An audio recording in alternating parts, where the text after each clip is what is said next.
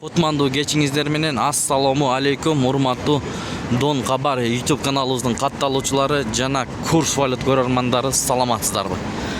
Бүгүн 21 октябрь 2025 жыл. Мана сиздер менен баштасак. Доллар 87 сом 30 тыйын, евро 101 сом 60 тыйын, рубль 1073, тенге 0.16, лира 2 сом 10 тыйын, фунт 115 сом 50 тыйын, юань 12 сом 50 тыйын. Туугандар, түштөн кийин рубль кичине ылдыйлап калды, достор.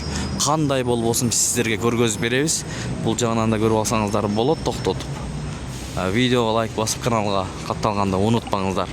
Бизди улуу муундар да көрөт экен. Мынакей 1 долларыңыз болсо 87 сом 30 тыйын. Эгерде 100 доллар боло турган болсо 8730 сом.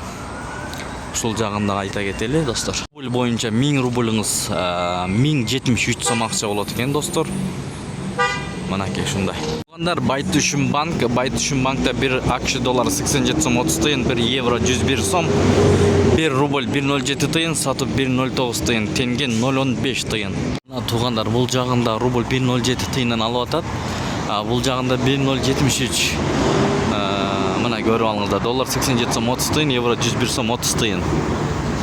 Жетиген акча алмаштыруу жайында доллар 87 сом 30 тыйын, евро 101 сом 20 тыйын, рубль 0.72, фунт 114 сом, юань 12 сом 20 тыйын, лира бул жерде 2 сом 05 тыйын.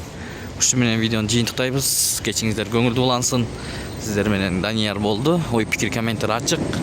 Өзгөрүүлөр болсо сөзсүз түрдө көргөзүп берип турабыз, туугандар.